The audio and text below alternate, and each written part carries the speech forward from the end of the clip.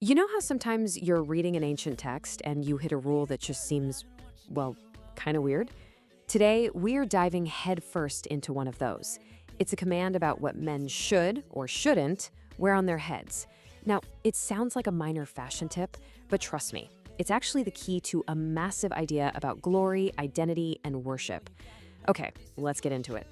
So here's the puzzle we're trying to solve. Why on earth would the Apostle Paul, writing 2,000 years ago, be so focused on whether a man's head is covered or not? I mean, is this really just about wearing a hat in church? The answer, as we're about to find out, is so much deeper and honestly a lot more fascinating than you might think. So, this is the verse at the center of it all. And on the surface, you might read that and think, okay, seems straightforward enough. But this single line has caused literally centuries of debate. To really get what's being said here, we have to do a little mental time travel. We gotta stop thinking like 21st century people and start thinking like someone in the first century.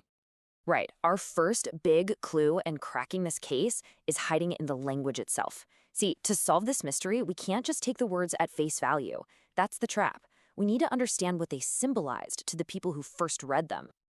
In the biblical world, the word head was just loaded with meaning. It wasn't just the top of your body, it was this huge symbol for your very identity, the authority you were under, and this is the most important part, whose glory you were meant to reflect. So think of it less as anatomy and more like an emblem, a banner declaring who you represent. So you can see, there's a world of difference between the literal and the symbolic meaning here.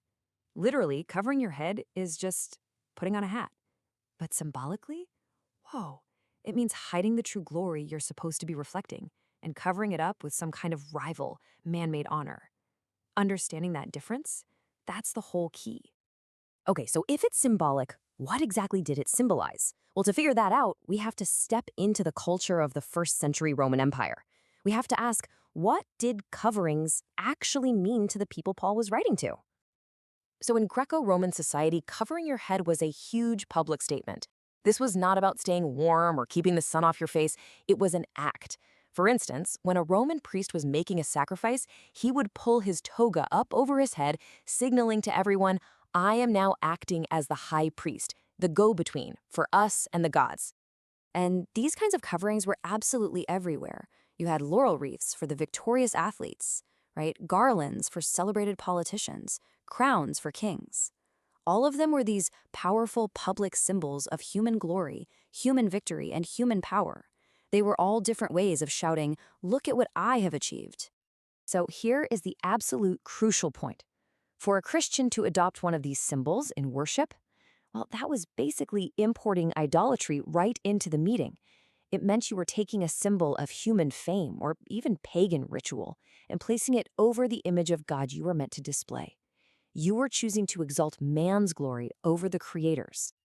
But this idea wasn't brand new. Paul was actually tapping into a symbolic theme that runs through the entire biblical narrative.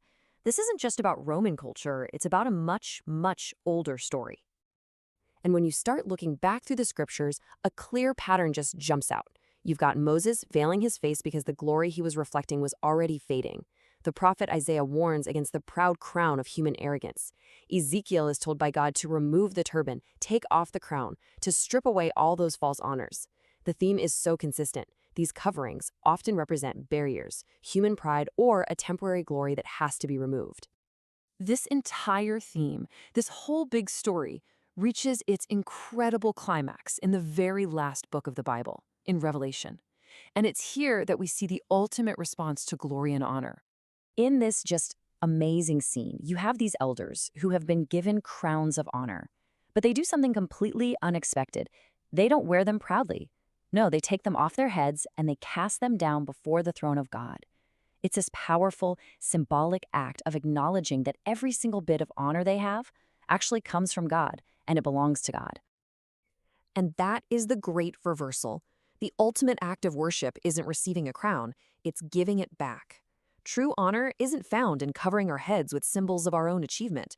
It's found in standing uncovered, acknowledging the one true source of all glory.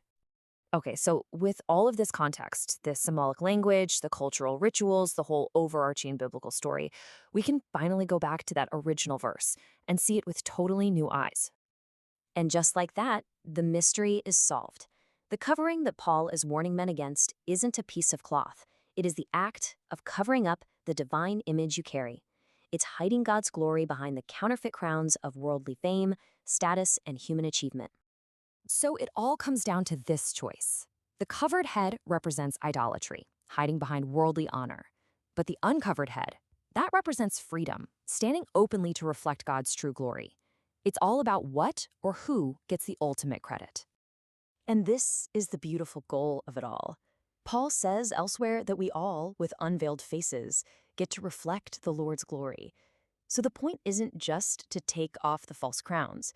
It's to stand openly, transparently, so that we can actually be transformed by the very glory we are reflecting. And that leaves us with a pretty big question for today. We might not wear laurel wreaths, but our world is completely obsessed with its own kind of crowns: success, influence, recognition, wealth.